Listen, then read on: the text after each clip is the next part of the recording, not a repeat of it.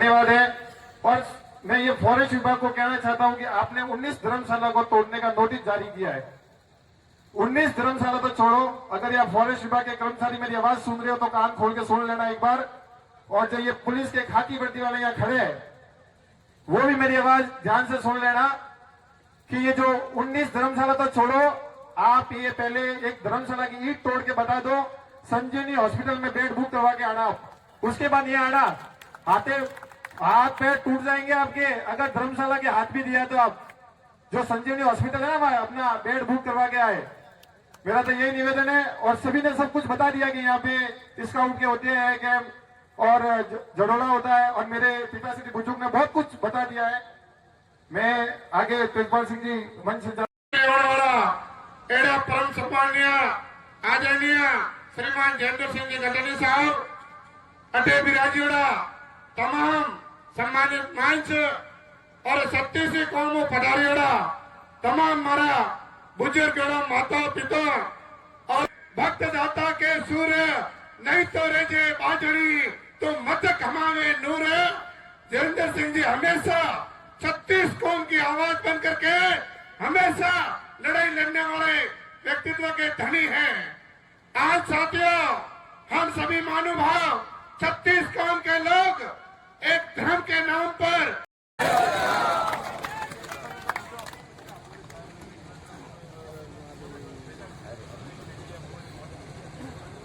Lord vagal ने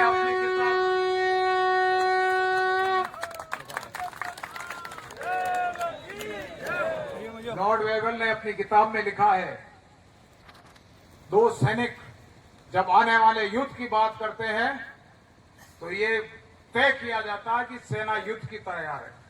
आपका समर्थन, आपका जुनून, आपकी हिम्मत, आपकी साहस से ऐसा लगता है सेना युद्ध के लिए तैयार है।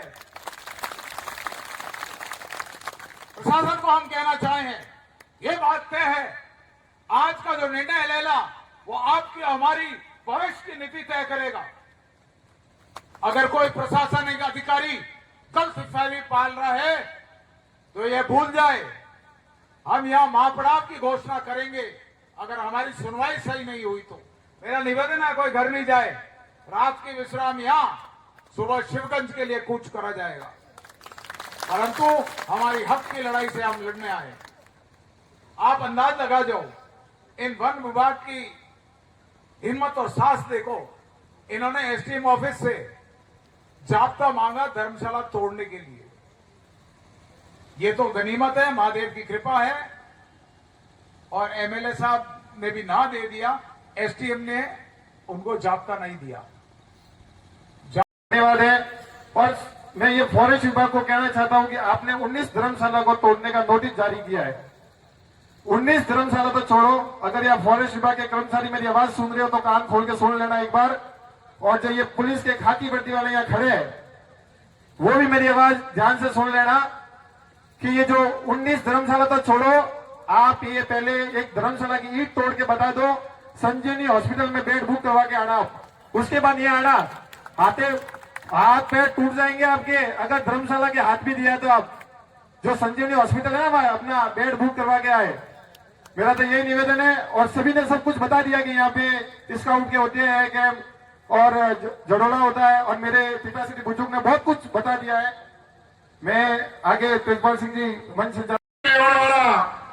परम सम्मान्य आदरणीय श्रीमान जयेंद्र सिंह जी गढ़ी साहब अटे बिराजीड़ा तमाम सम्मानित मंच और 37 कौमों पधारियोड़ा तमाम मारा बुजुर्ग माता पिता और भक्त दाता के सूर्य नहीं तो रेजे बाजड़ी तो मत कमावे नूर। जयेंद्र सिंह जी हमेशा 36 कौम की आवाज बन करके हमेशा लड़ाई लड़ने वाले व्यक्तित्व के धनी हैं। आज साथियों, हम सभी महानुभाव 36 कौम के लोग एक धर्म के नाम पर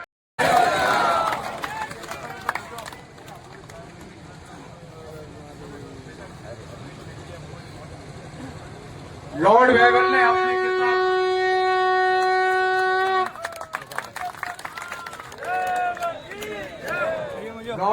अपनी किताब में लिखा है, दो सैनिक जब आने वाले युद्ध की बात करते हैं तो ये तय किया जाता है कि सेना युद्ध की तैयार है। आपका समर्थन, आपका जुनून, आपकी हिम्मत, आपकी साहस से ऐसा लगता है सेना युद्ध के लिए तैयार है। प्रशासन को हम कहना चाहें, ये बात तय है, आज का जो निर्णय लेना वो आपकी हमारी भविष्य की नीति तय करेगा।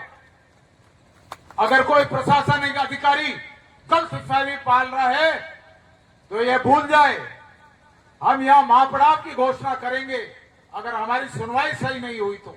मेरा निवेदन है, कोई घर नहीं जाए, रात की विश्राम यहां, सुबह शिवगंज के लिए कूच करा जाएगा।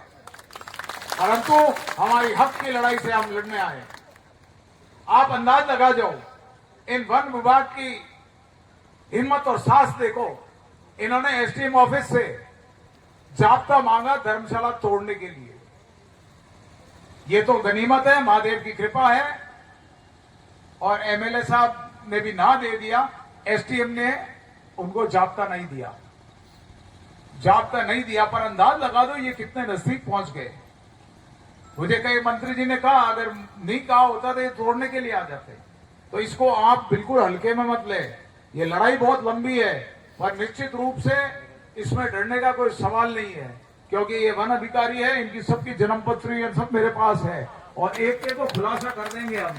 पर एक बात तय है, जिस आस्था के साथ आप आए, जिस महादेव के मंदिर में आप प्रसाद चढ़ाते हैं, जिस महादेव जी की कृपा पे घर में आपके खुशहाली है, जिस महादेव के कारण आपके सभी मंगत पूरी हुई है, आज उस महादेव के मंदिर के नीचे आपकी आस्था का धर्मशाला तोड़ने की हिम्मत और साहस कर रहे हैं। इसका मतलब ये तय है, आपको लड़ाई लड़नी पड़ेगी, आपको अपने भोग देना पड़ेगा, और लड़ने के लिए आपको कुछ ना कुछ तो भोग देना पड़ेगा। आप ये मत समझो कि ये राजनीति सभा है, कोई भाषण देके चले जाएगा। भाषण नहीं है, यहाँ पूरी लड़ाई लेके इसका निष्कर्ष लेके जाएंगे। क्या आप इसमें मेरी सहमत हो? मैं सदन से ये पूछना चाहता हूं। वन विभाग ने तुंगारा तरुंगा हिल्स का एक योजना है, जहां फ्रेट कॉरिडोर वहां से निकलता है।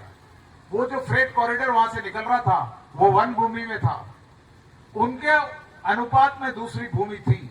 इन्होंने बादला गांव से 25 हेक्टर और कोलर गांव से 20 हेक्टर जमीन देके 280 बीघा वहां दे दी। निवेदन करना चाहता हूं, अगर वो जमीन वहां दे सकते तो इस धर्मशाला के जमीन देने में इनको क्या दिक्कत पड़ती है। और उसके पश्चात अमर सिंह जी विराजे हैं, ये उप सरपंच भी है सब। उसके बाद इन्होंने पंचायत में 2 बार इस वन भूमि के लिए 150 बीघा 2 बार लिख के दिया है। अब पंचायत ने जब 150 बीघा लिख के दिया तो ये क्यों नहीं ले रहे हैं? तो ये सोचने विशेष में राजनीति होगी, परंतु आप और हम जब इकट्ठे होकर लड़ेंगे, आपका समर्थन आशीर्वाद हमारे साथ रहेगा, तो निश्चित रूप में विजय अपन को मिलेगी। आपको ये बात तय करनी पड़ेगी कि ये आंदोलन बड़ा भी हो सकता है और कहीं भी जा सकता है, और इसके लिए आपको सामर्थ्य इकट्ठा करना पड़ेगा। आपको विश्वास है कि हम लड़ाई लड़ेंगे। अब आंदोलन के कई रूपरेखा, ये पहला कदम है। आज हम ये तय करेंगे, ज्ञापन देंगे प्रशासनिक अधिकारी को, कोई भी हो, फॉरेस्ट विभाग से बैठ के अपन बात करेंगे कि हमें आइंदा से तुम हमें ऐसा नोटिस देने की हिम्मत मत करो। उसमें उनको बाध्य करेंगे। उस बाध्य करने के बाद अपने जो कागजात है वो अपन डिफॉरेस्ट के लिए लगाएंगे।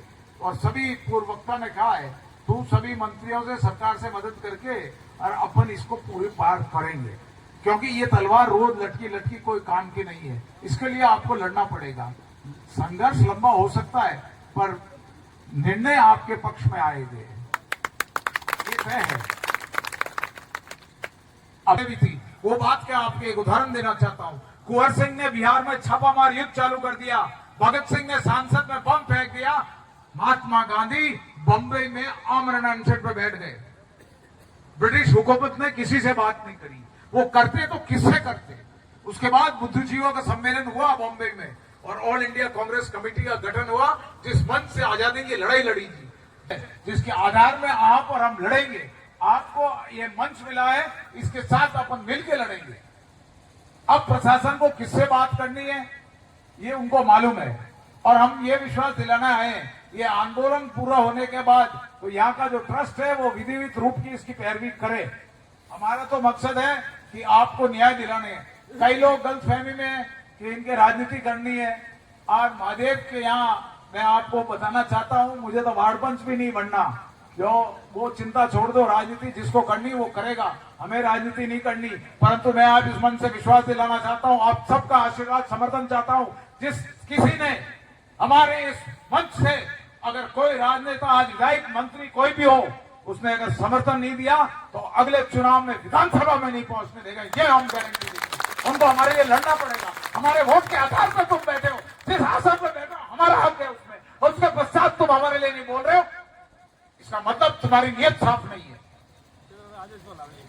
धन्यवाद है।